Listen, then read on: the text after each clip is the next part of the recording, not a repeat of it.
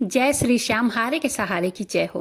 श्याम भक्तों, आज की इस वीडियो के माध्यम से मैं एक सच्ची घटना सुनाने जा रही हूँ, जिसको सुनकर आप भी हैरान हो जाएंगे कि मात्र 24 घंटे में इतना बड़ा चमत्कार कैसे हो सकता है।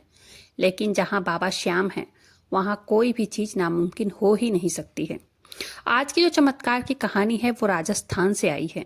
राजस्थान के एक छोटे से गांव के एक किसान की इस कहानी को सुनकर आप भी सोच में पड़ जाएंगे, कैसे उन्हें बाबा श्याम की कृपा मिली, कैसे वो रातों रात सब कुछ पा गए। श्याम भक्तों, अगर आपके भी जीवन में लाइफ में कुछ भी परेशानियां चल रही हैं, तो आप सब जगह से अगर हार चुके हैं, तो आप एक बार बाबा श्याम पर विश्वास करके देखिए, आपका सारा जीवन सफल हो जाएगा। तो चलिए इस चमत्कार की कहानी की शुरुआत करते हैं। अगर वीडियो पसंद आए तो वीडियो को लाइक कीजिएगा, अपने ही चैनल मैजिक उपाय को सब्सक्राइब जरूर से कीजिएगा, बाबा श्याम नाम का जयकारा जरूर से लगाइएगा। श्याम भक्तों, कभी कभी हमारे आपके सभी के साथ ऐसा होता होगा कि जब हमारे जीवन में कठिनाइयां आती हैं, हम ईश्वर से अपना विश्वास खो देते हैं। काम में विफलता, रिश्तों में निराशा या जीवन की परेशानियां, ये सभी चीजें हमारी आत्मविश्वास को झकझोर देती हैं। लेकिन याद रखिए, जैसे अंधेरे में सूरज की पहली किरण हर चीज को रोशन कर देती है, वैसे ही बाबा श्याम हमारे टूटे विश्वास को फिर से जोड़ देते हैं। श्याम भक्तों, जब हमारा विश्वास प्रभु से टूटता है, जीवन में अंधकार सा लगता है। हम अक्सर सोचते हैं कि यह कर भी पाऊंगा या नहीं, यह सही है या गलत।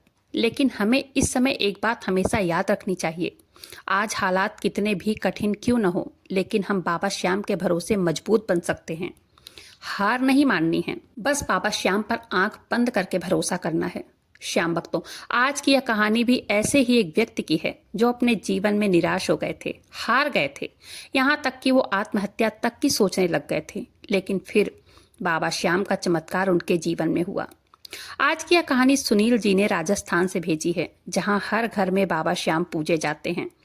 5 साल से बारिश कम होने के कारण सूखा पड़ गया था, खेत बंजर हो रहे थे, फसल अच्छी नहीं हो पा रही थी, कहीं और काम ये करते नहीं थे। इनके 3 बच्चे हैं। खेत जब माता पिता ने बांटा, तब इनके हिस्से में 2 खेत आए थे। घर में हर चीज की परेशानी थी। उनके पास खेत तो थे, लेकिन लगातार 5 साल से सूखा पड़ रहा था। राजस्थान वो जगह है जहाँ बारिश बहुत कम होती है, और इसी वजह से उनके खेत में फसल ढंग से हो नहीं पा रही थी। घर में खाने को अनाज नहीं थे। गांव से कर्ज लेकर अपने घर का गुजारा करते। कर्ज इतना हो चुका था, कर्जदार घर तक आने लगे और गालियां देकर चले जाते। श्याम भक्तों, जब व्यक्ति के पास सारे रास्ते बंद हो जाते हैं ना, एक ही रास्ता खुला होता है, वो है कर्ज का रास्ता। अगर इनकम ना हो, लोग जिए कैसे? जीने के लिए, पेट भरने के लिए कर्ज तो लेना ही पड़ता है, और इस उम्मीद से कि लिया जाता है कर्ज, आज नहीं तो कल मेरा काम जब चलने लगेगा, मैं इस कर्ज को चुका दूंगा।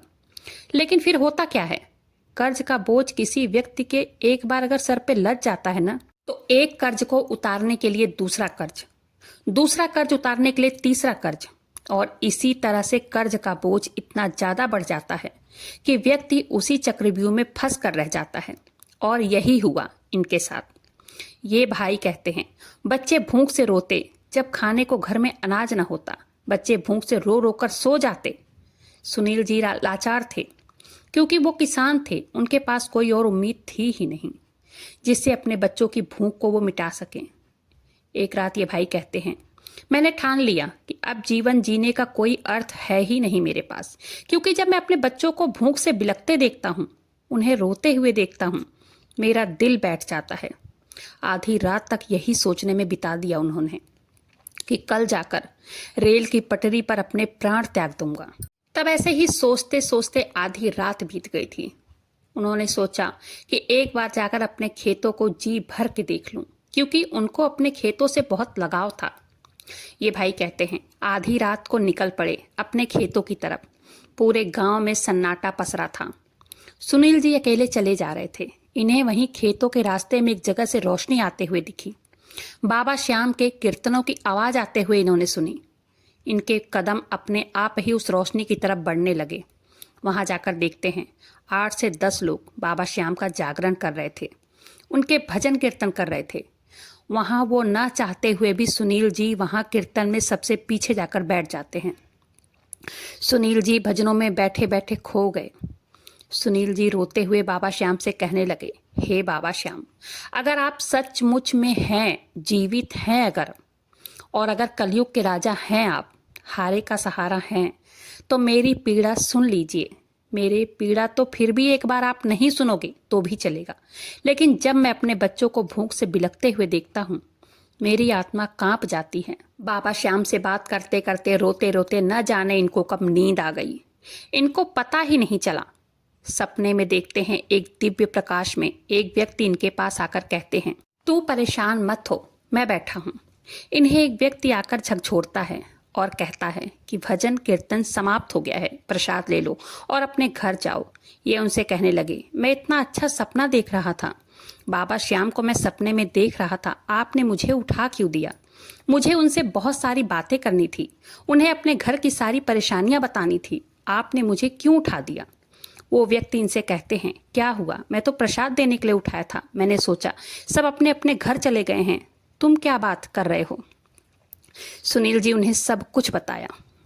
वो व्यक्ति कहने लगे, तुम्हें मैं एक काम दूंगा, करोगे? सुनील जी कहने लगे दुखी मन से, क्या काम है?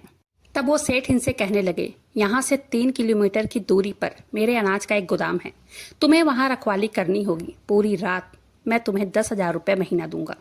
सुनील जी कहते हैं, ठीक है साहब। वो राशन दुकान का कोटा चलाते थे, उनके यहाँ से कभी कभी 1-2 बोरियां गेहूं चावल की चोरी हो जाती थी, कब निकल जाती थी। सुनील जी कहने लगे, सेठ जी अगर मैं दिन में भी काम करूँ तो क्या आप मुझे ज़्यादा पैसे दोगे? तब वो सेठ सुनील जी से कहने लगे, तुम दिन में रात में कैसे काम कर सकते हो? थोड़ा आराम तो तुम्हें चाहिए ही। दिन में बहुत झंझट रहता है, दिन में कितनी बोरियां अनाज की आती हैं, कितनी जाती हैं, उनका हिसाब रखना पड़ता है। क्या क्या कर लोगे तुम? सुनील जी ने कहा, मैं ये भी कर लूँगा, बस मुझे पैसे चाहिए। वो मालिक ने कहा, पहले कुछ दिन काम करो, मैं तुम्हारी तनख्वाह काम देख के बताऊंगा। तुम रात दिन 24 घंटे कैसे काम कर सकते हो? तुम्हें भी तो आराम की जरूरत होगी ना। सुनील जी कहते हैं, सेठ जी आप उसकी चिंता मत कीजिए, वैसे भी दिमाग में इतना टेंशन है कि रात भर नींद नहीं आती है, सारी रात मैं जगता हूँ। तब वो सेठ जी से बात करके सुनील जी अपने घर आ गए। घर आकर अपनी पत्नी को सारी बातें बताए। दूसरे ही दिन से सुनील जी अपनी पत्नी से कहकर चले गए अपने काम पर। वो दिन रात काम करते। उन्होंने सेठ से कहकर आधा आधा बोरी गेहूं चावल के अपने घर भिजवा दिए और सुनील जी रात के 2-3 बजे तक जगते, देखभाल करते और वहीं गोदाम में 2 घंटे के लिए सो जाते। सारा दिन हर बोरी की देखभाल करते, हिसाब रखते कि कितनी बोरियां जा रही है, सब लिख कर रखते। 1 महीने के बाद मालिक ने उनकी तनख्वाह 25,000 रुपये महीना दे दी। उनके काम से मालिक बहुत खुश हुए। वहाँ गांव में भी खूब लहलहा के जोरदार बारिश 2 दिनों से हो रही थी। इनके खेतों में अच्छी सिंचाई हुई और उस साल सुनील जी के यहाँ इतना अनाज हुआ कि 5 साल की कसर पूरी कर दिया। उनकी पत्नी खेतों का सारा काम देखती है और वो अपने ड्यूटी पर जाते हैं। अपनी ड्यूटी का काम दिन रात करते हैं। हफ्ते 10 दिन में एक बार छुट्टी लेकर घर आते हैं। अपने बीबी बच्चों को देखते हैं, मिलते हैं, जुलते हैं, हाल चाल पूछते हैं। उसके बाद फिर अपने काम पर वो लौट जाते हैं। सुनील जी के घर में बाबा श्याम की कृपा हुई। उनके घर में खुशहाली लौट आई। मेरे बाबा श्याम हैं ही ऐसे कि उनका जितना बखान करो उतना ही कम है। शब्द कम पड़ जाएंगे लेकिन उनका चमत्कार कभी खत्म नहीं होता है। वो तो कलयुग के राजा हैं। जब व्यक्ति दर दर की ठोकरें खा लेता है और अंत में उसे जब कहीं का ठिकाना नहीं मिलता है, लेकिन जब वो बाबा श्याम का दरबार पकड़ लेता है, तब जाकर उनके जीवन में खुशियां आती हैं। बाबा श्याम का नाम ही है हारे का सहारा। व्यक्ति जब हर तरफ से ठोकर खाता है और फिर उनके दरबार में पहुंच जाता है, वो वहां जाकर जीत जाता है। हारे हुए को जीत मेरे मोर छड़ी वाले ही दिलाते हैं। तो आज के चमत्कार की सत्य कहानी यहीं पर समाप्त होती है। वीडियो पसंद आए तो वीडियो को लाइक कीजिएगा। अपने ही चैनल मैजिक उपाय को सब्सक्राइब जरूर से कीजिएगा। बाबा श्याम नाम का जयकारा दिल से लगाइएगा। मिलते हैं फिर ऐसी किसी वीडियो के साथ। तब तक के लिए जय श्री श्याम। हारे के सहारे की जय हो।